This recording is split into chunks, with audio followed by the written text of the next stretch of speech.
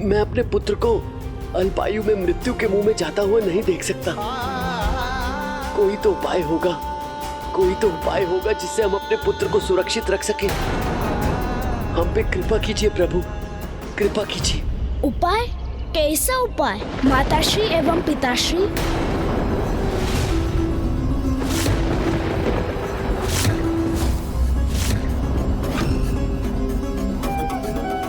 तो क्या बालक प्रभु गृहपति ने ये समस्त संवाद सुन लिया था? क्या ब्रह्मदेव ने ऋषि विश्वनर और देवी सुचिस्मती को कोई उपाय सुझाया? नहीं गौरी पुत्र, ना ही प्रभु ब्रह्मदेव के पास कोई उपाय था और ना ही प्रभु गृहपति को इस बात का ज्ञान हो सका था। पर उन्हें संशय था कि उनके माता पिता ने उनसे कुछ अवश्य छिपाया है। आपने मुझसे इतना बड़ा सत्य छुपाया स्वामी, जिसका विचार कर यदि मैं क्रोधित होती हूँ तो ये विचार मुझे दुख भी पहुंचाता है कि इतने वर्षों तक इतनी बड़ी पीड़ा को आपने अकेले ही सहा। किंतु ये कष्ट अब और नहीं सहा जाता। एक तीखी शूल के समान सदैव चुभती रहती है ये मुझे। वो मेरी अर्थी को नहीं, अपितु मैं ले जाऊंगा उसे उसके अंत के उपरांत। एक पिता के लिए इससे बड़ा अभिशाप और क्या हो सकता है देवी? मेरा मन तो करता है कि ऐसा होने से पूर्व मैं स्वयं ही त्याग दूं अपने प्राणों को। नहीं नहीं स्वामी, ऐसा मत कहिए। किंतु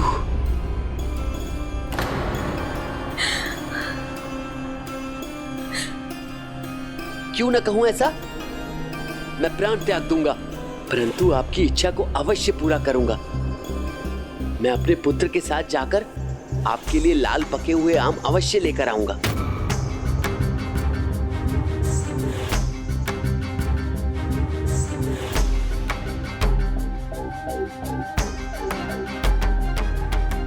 आप ये कष्ट मत कीजिए स्वामी, अन्यथा आप कल के समान अधपके आम ले आएंगे। मेरे लिए तो मेरा पुत्र पके और मिठास से भरे आम लेकर आएगा, है ना पुत्र? चलो पुत्र, मेरे साथ शीघ्र चलो, अथवा तुम्हारी माता याद नहीं क्रोधावश क्या कहते। वो जो कहेंगी उसे मेरे समक्ष क्या प्रस्तुत होगा पिताजी? माता का ये बनावटी क्रोध अथवा वो वास्तविक कष्ट जो उन्होंने अपने हृदय में छिपा रखा है।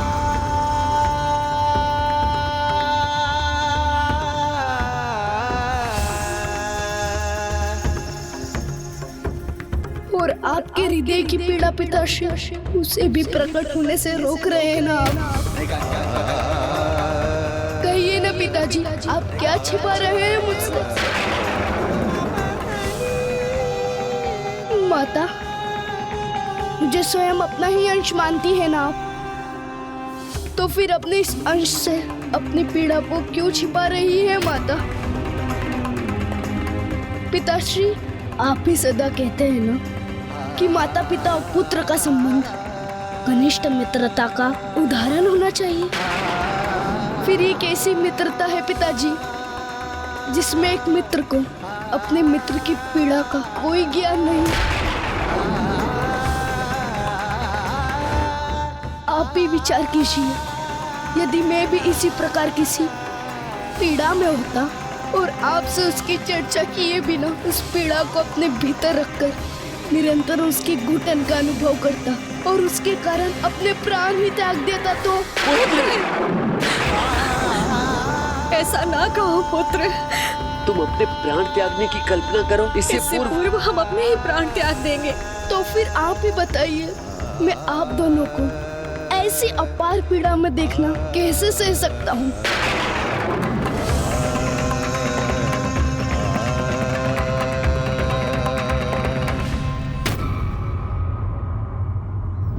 एक परिवार का भाग होकर एक दूसरे से अपनी पीड़ा छिपाने से किसी समस्या का समाधान नहीं होता।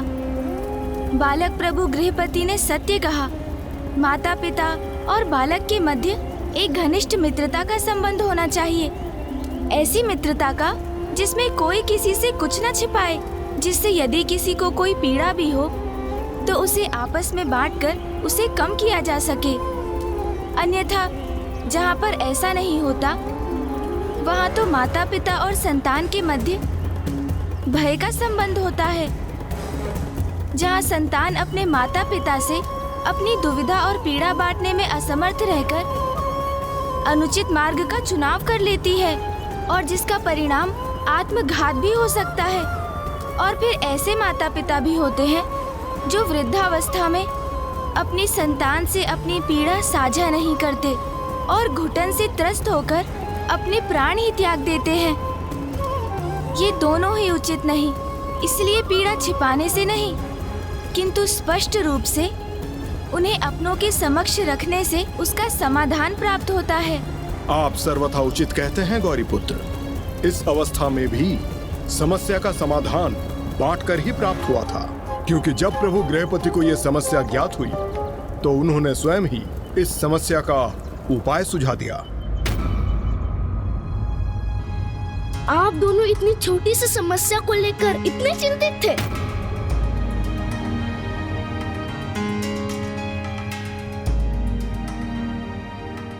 पुत्र, तुम्हारे जीवन पर छाया संकट हमारे लिए कोई छोटी समस्या नहीं है।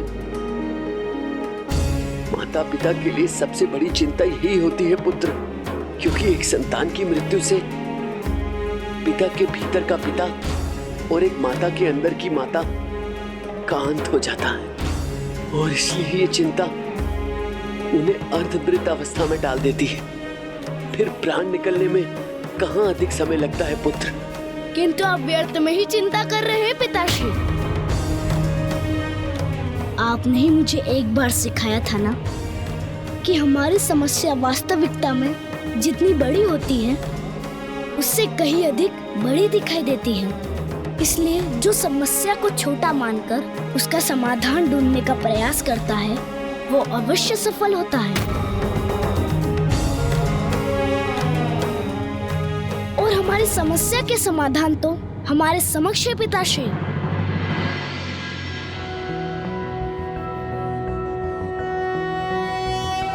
कर्पूरगौरं करुणावतारं संसारसारं भुजगेन्द्रहारं सदा वसन्तं हृदयारविन्दे भवं भवामि सहितं नमामि।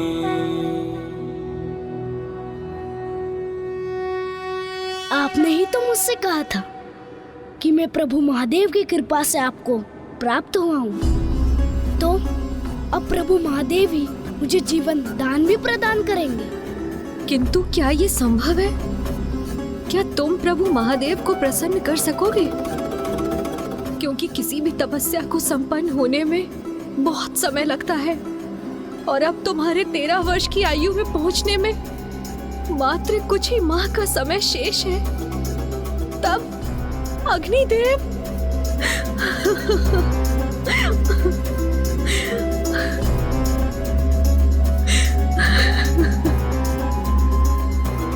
माता, विश्वास हो तो सब संभव है और विश्वास नहीं तो कुछ भी नहीं। किंतु माता, मुझे अपने प्रभु महादेव पर और स्वयं पर पूर्ण विश्वास है। पुत्र, यदि तुम्हें पूर्ण विश्वास है तो मुझे भी विश्वास है।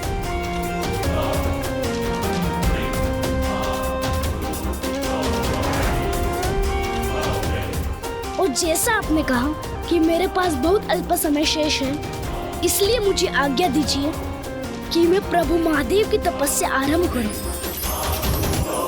और मैं तब तक तप करता रहूंगा जब तक प्रभु महादेव मुझे प्राण दान ना दे। उन्हें मुझ पर कृपा करनी ही होगी, क्योंकि मैं अपने लिए नहीं अपितु आप दोनों की पीड़ा दूर करने, आप दोनों के सुख हेतु अपने जीवन की अवधि को बढ़ाना चाहता हूँ। क्योंकि वो पुत्र ही क्या जो अपने माता पिता को प्रसन्न रखने की चेष्टा भी ना करे।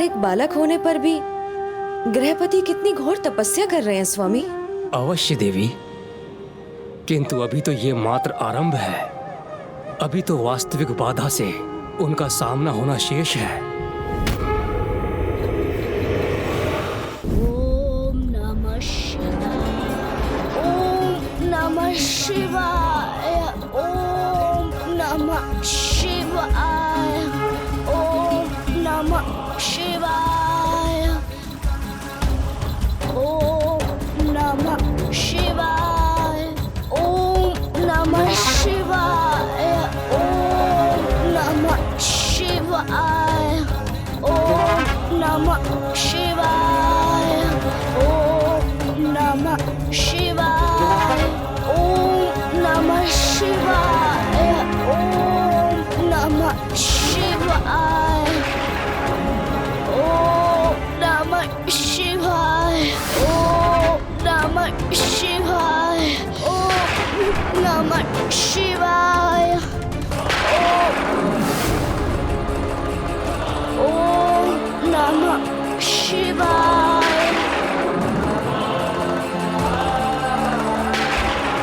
ओम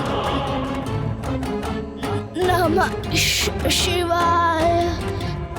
ये बालक श्वास लेना भले ही भूल गया, किंतु अपनी तपस्या से एक क्षण के लिए भी विचलित नहीं। इसकी इतनी कठोर तपस्या का फल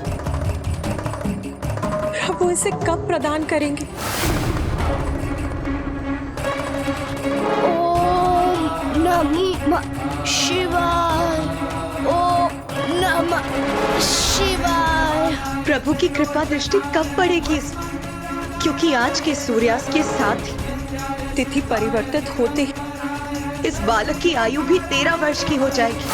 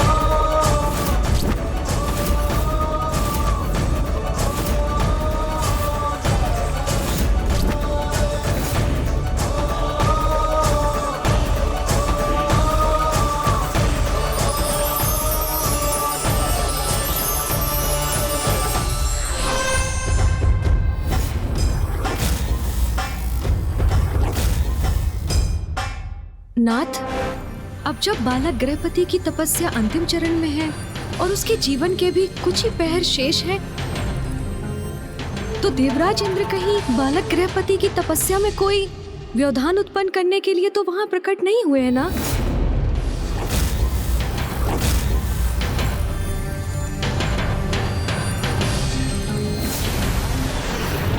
महादेव को प्रसन्न कर किसी का भी अपनी मृत्यु पर विजय प्राप्त करना सरल नहीं होता। बस बालक, तुम्हें इतना श्रम करने की कोई आवश्यकता नहीं। ओम नमः शिवाय। तुम्हारी तपस्या पूर्ण हुई। मैं देवराज इंद्र स्वयं तुम्हारे समक्ष प्रस्तुत हूं। ओम नमः शिवाय। जो तुम मांगना चाहते हो वो मुझसे मांगो, क्योंकि तुम्हारी इस क्लांत और दुर्बल अवस्था में तुम महादेव की इस तपस्या को पूर्ण नहीं कर पाओगे। प्रणाम देवराज इंद्र।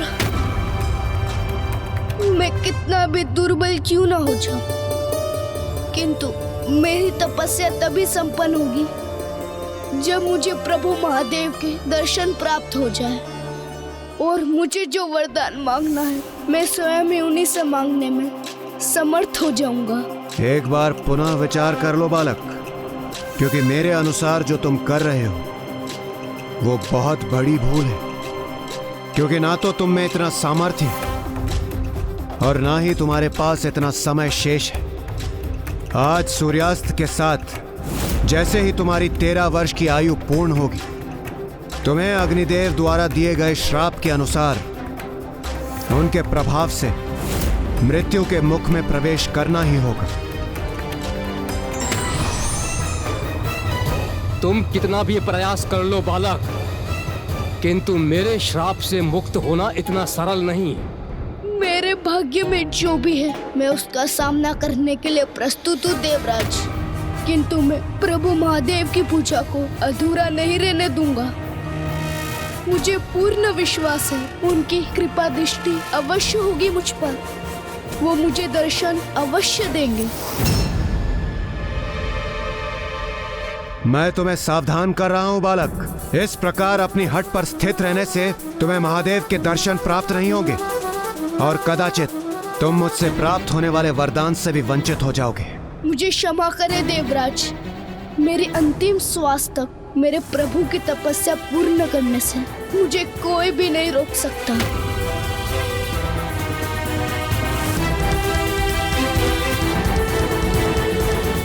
ओम नमः शिवाय। रुक जाओ बालक। ओम नमः शिवाय। इस प्रकार मुझे पृष्ठ दिखाकर मेरा अपमान करने का दुस्साहस मत करना। मैं तुम्हें अंतिम चेतावनी दे रहा हूँ, अन्यथा अपनी उद्दंडता का परिणाम भुगतने के लिए तैयार हो जाओ। ओम नमः शिवाय।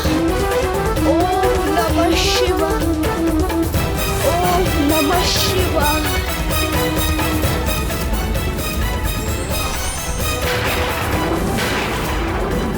ओम नमः शिवाय। ओम नमः शिवाय। अग्निदेव, जिस क्षण की आप अत्यंत उत्सुकता से प्रतीक्षा कर रहे थे वो अब निकट है। ओम नमः शिवाय। इस बालक के पिता विश्वानर को जो आपने श्राप दिया था उसके फलित होने का समय अब निकट है। ओम नमः शिवाय। इस बालक की मृत्यु तो अवश्य होगी। उचित समय पर प्राण घातक आघात कर इसे इसके प्राणों से वंचित अवश्य करूंगा मैं। ओम नमः शिवाय।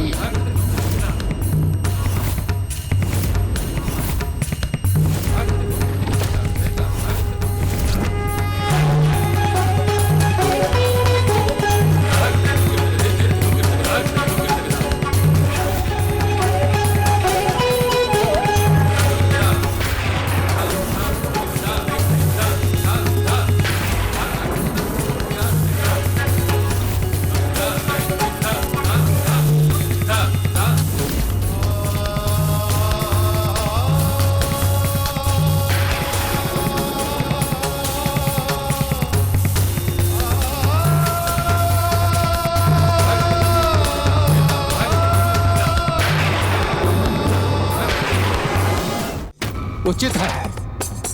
देवराज इंद्र के वज्र से जो अग्नि उत्पन्न हुई है उससे मुझे ये अवसर प्राप्त हुआ है। अब मैं अपना श्राप फलित करूंगा। ओम नमः शिवाय।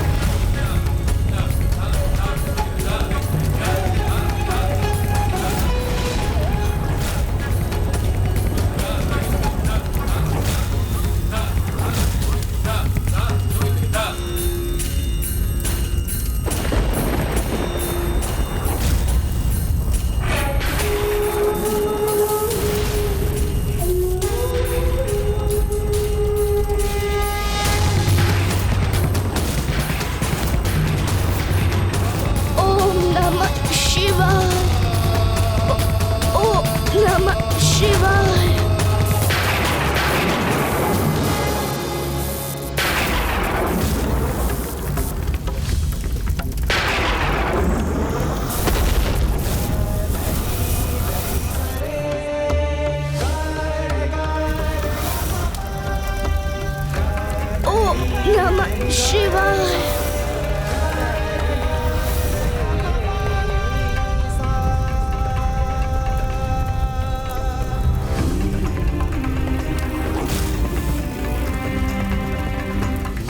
अब तो मुझे अग्नि द्वारा उत्पन्न 3 भिन्न संकटों का आभास हो रहा है। जहाँ एक और प्रभु गृहपति की कथा में वो भयंकर अग्नि बालक प्रभु गृहपति को लीलने उनकी ओर बढ़ रही थी, वहीं दूसरी ओर अग्नि का प्रचंड प्रकोप समस्त सृष्टि पर भी छाया हुआ था। और तीसरा संकट यहाँ प्रत्यक्ष रूप में मेरे समक्ष है, जब लंकेश अग्नि से प्रभावित होकर अपार कष्ट का अनुभव कर रहे हैं।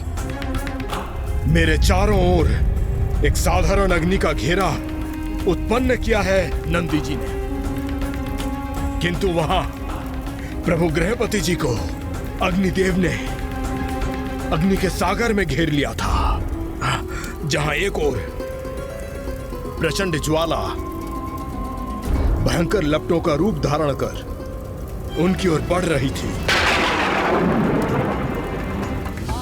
धधकती लावा का उफान भी उनकी ओर बढ़ रहा था। ऐसा ज्ञात होता था कि कुछ ही पलों में प्रभु गृहपति का घोर अनिष्ट होने वाला है।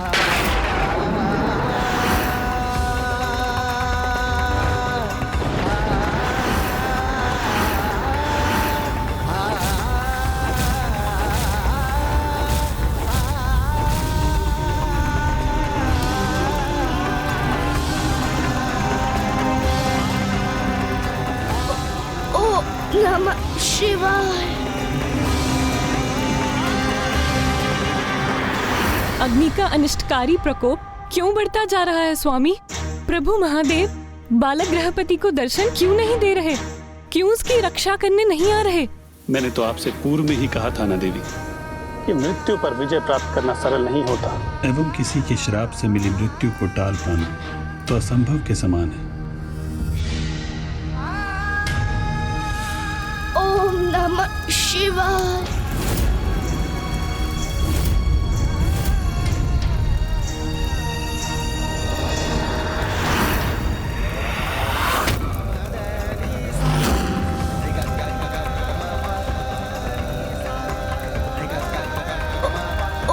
नमः शिवाय। प्रभु, ये कैसी परीक्षा ले रहे हैं आप बालक गृहपति की? अविलंब किए बिना उसकी रक्षा कीजिए, अन्यथा उसका जीवन संकट में पड़ जाएगा प्रभु।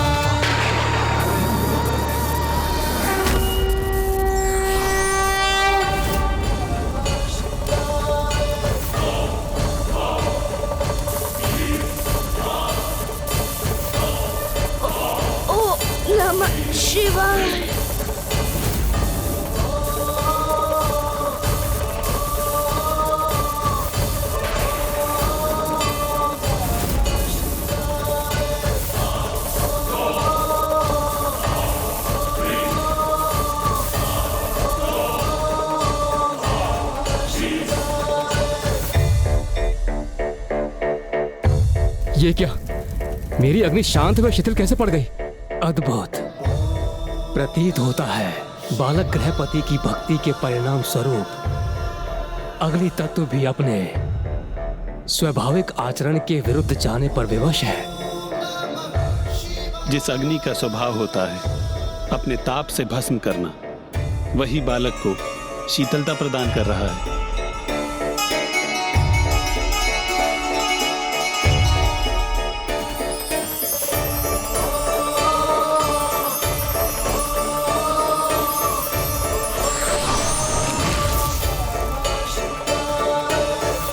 देवराज इंद्र के मुखमंडल पर यह मुस्कान क्यों है? क्या हो रहा है ये? और मैं क्यों अपनी आग्नेय शक्ति का प्रयोग करने में असमर्थ हो रहा हूं?